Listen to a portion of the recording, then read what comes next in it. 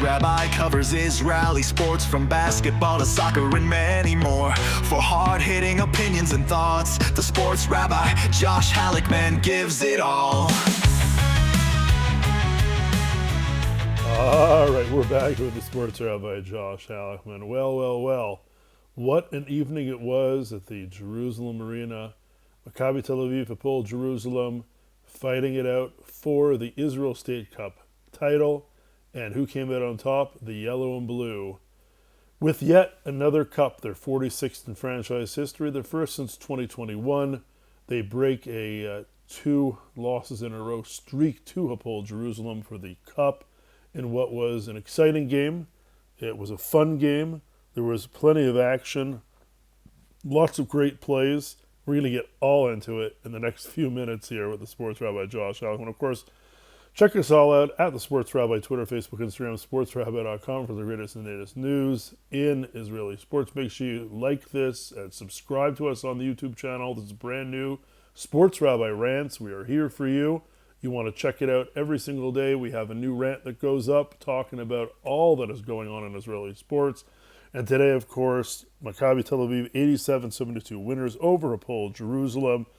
They put in a massive third quarter. It was 36-30 heading into halftime for Maccabi Tel Aviv. But all of a sudden, in the final frame, boy, oh boy, Maccabi Tel Aviv went off 30-14. They outscored the Reds. It was, wow. I mean, they just came out of halftime like I have not seen them play out of the break in ages and a half. Maccabi Tel Aviv made sure to make their point. If it was Rokas Jokubaitis with 20 points, and he was named MVP, Levi Randolph, who you see pictured over here, of course, 19 points for him, 13 points Jaziel Rivera, 11 points Tamir Blatt, 10 for Roman Sorkin. It was all-around great effort. Trevion Williams, 6 points. He was terrific in the 15 minutes that he played. It was fabulous.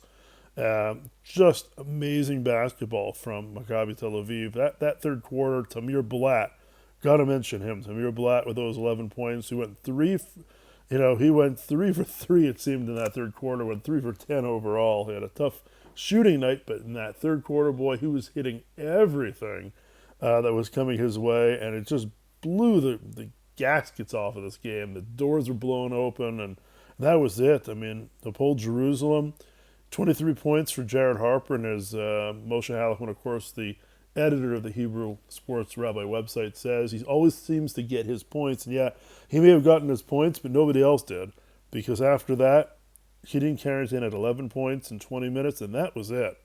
And everybody else was in single digits. Sure, they had a lot of spread scoring, but that was finished. They were done. It was bye-bye, so long, farewell.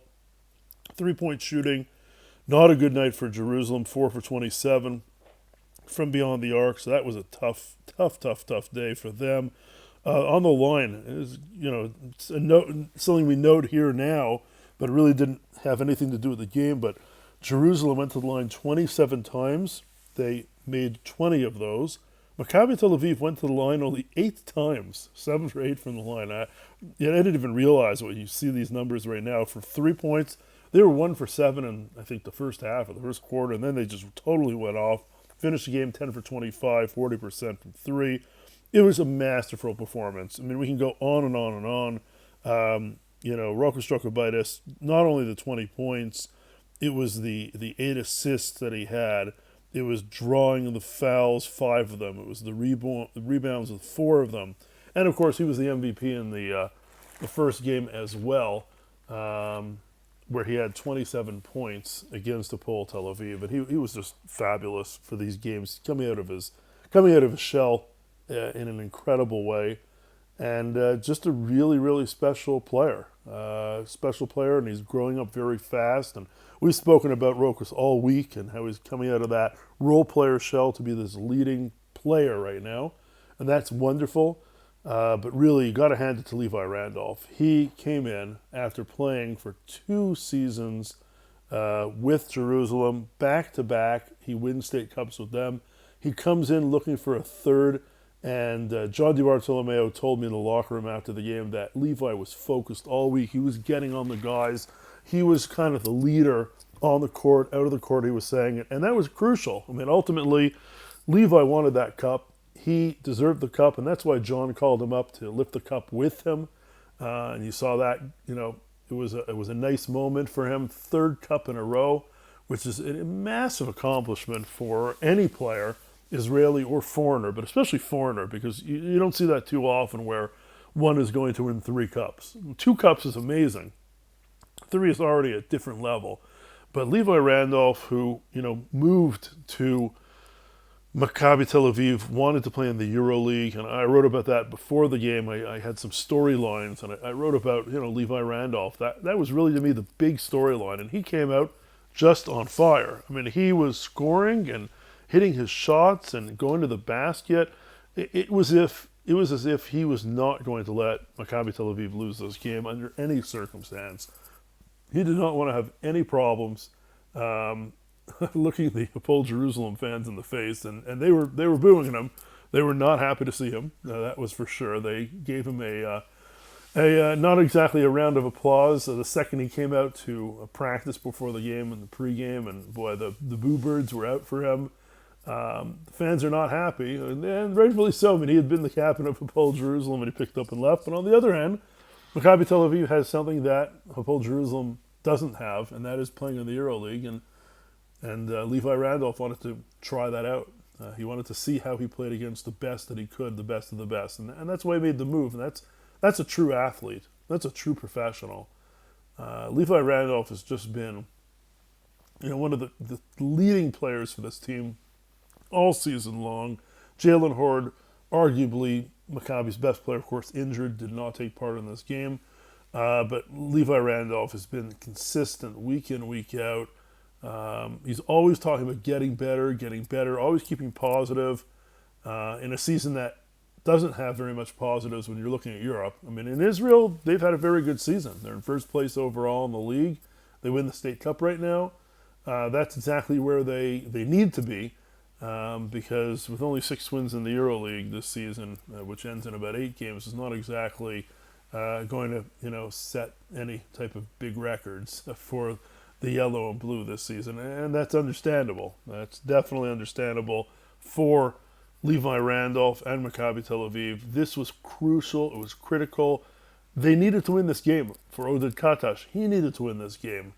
They knew that they were playing for this because they're definitely not playing for EuroLeague playoffs at this point. Whereas Jerusalem and Hapoel Tel Aviv are still in the mix for the Euro Cup. And if you win the Euro Cup, you get a ticket to the EuroLeague. And that is something that these teams are coveting. Can they beat the teams like Başakşehir, Valencia, some of the top teams when it's going to come down to it? That remains to be seen. But, right now, the day really belongs to Maccabi Tel Aviv. And, of course, they take the cup 87-72. Wonderful games from, a bunch of players. And it was just a terrific night of basketball. It was a lot of fun. You got to give credit to the Israel Basketball Association for putting on a great week. 2 semifinals were fantastic. This game, again, kind of the doors blew off the game in the third quarter. That's fine.